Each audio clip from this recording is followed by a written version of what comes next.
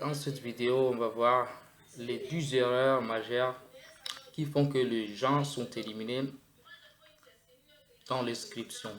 Avant même les premiers tirages, ils sont éliminés comme ça parce que c'est ça qui élimine tous les dévistes. On va voir les 12 erreurs majeures.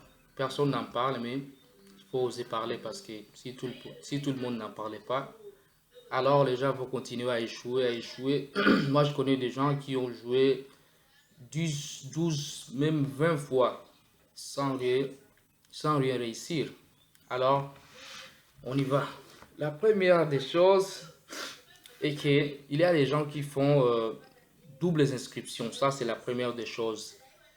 Et ça, c'est élimination directe. Si tu fais double inscription, donc tout va à l'eau, tombe à l'eau et tu es disqualifié comme ça. La deuxième question, c'est utiliser une photo non conforme. Donc la photo qui ne respecte pas le 600 x 600, la tête haut, arrière-plan, les lunettes, tout ça. Donc une photo qui est floue, tout ça aussi, ça élimine les gens directement. Troisième question, remplir un formulaire, c'est un site non conforme. Donc il y a des sites de brouteurs, oui, des gens qui se font appeler des... C'est comme le département d'État, donc ils se font appeler comme ça, ils créent des sites, ils mettent ça en ligne, et puis les gens qui ne connaissent pas le vrai site, qui est dv.state.gov, dvprogram.state.gov, ça c'est le site officiel pour faire vos applications pour la DV Loterie. La troisième question, c'est faire une faute d'orthographe. Si tu fais une faute d'orthographe, là c'est fini. Parce que ça va te causer beaucoup de problèmes au niveau de l'interview. La cinquième question, c'est mentir sur ton état civil. Si tu mens sur ton état civil, là, à l'interview, ils vont te demander, ils demandent des questions pièges. Donc, si tu tombes à l'eau, là, tout part en vrille. Là, ils te donnent les papiers rouges et c'est fini pour toi. Alors, il faut être honnête. Si tu as fait un mariage, il faut le dire. Je suis marié. La sixième question, c'est oublier d'inclure ses enfants. Si tu as des enfants, il faut mettre tes enfants dedans. Et si tu n'as pas d'enfant, il ne faut pas mettre de tout. Ouais, il ne faut pas mettre d'enfant si tu n'as pas d'enfant. La septième question, ne pas sauvegarder son numéro de confirmation. Si tu ne sauvegardes pas ton numéro de confirmation, à la sortie des résultats en mai, tu ne vas rien faire parce que tu n'as pas de confirmation. Mais si tu as joué toi-même, tu peux la réinitialiser. J'ai fait une vidéo dessus. Il faut aller regarder. C'est sur ma chaîne. La huitième question, utiliser des faux diplômes ou des faux documents. Ça, les Américains, ils sont des experts. Donc, ils vérifient. Moi-même, je me souviens, quand j'étais à l'interview, ils nous ont dit de laisser nos documents et aller dehors. Ils commencent la vérification, 5 minutes, 10 minutes, on vous appelle encore pour aller dedans. Donc, pour procéder à l'interview, c'est comme ça qu'il procède. Donc, s'il y a une erreur, même une faute, une toute petite faute comme ça, ton interview part en vie et ton argent, tout ça, tu ne gagnes rien du tout. La neuvième question est que laisser quelqu'un d'autre remplir ton formulaire d'inscription sans que tu ne sois pas avec lui pour vérifier tes noms, toutes tes coordonnées là. Alors il faut être présent. Ça c'est une erreur que beaucoup de gens font, mais la vérité est que c'est très facile de faire son inscription soi-même parce que moi aussi je l'ai vécu, moi aussi j'ai fait mon inscription moi-même, j'ai pris la photo de mon enfant, ma femme, moi-même.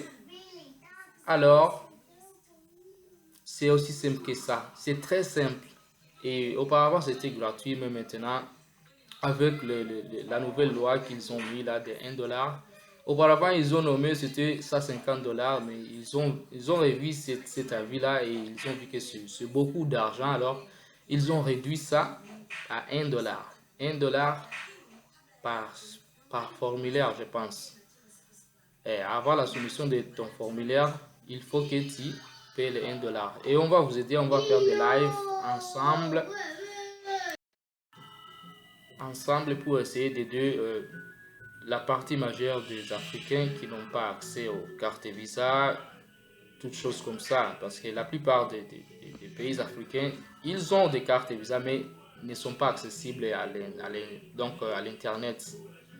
Mais on va essayer d'aider les gens qui vont être présents ces jours-là. On va essayer d'aider peut-être 10, 20 ou 30 personnes. Les premières personnes qui seront en live ces jours-là, on va essayer de les aider, qui ont déjà fait leurs photos.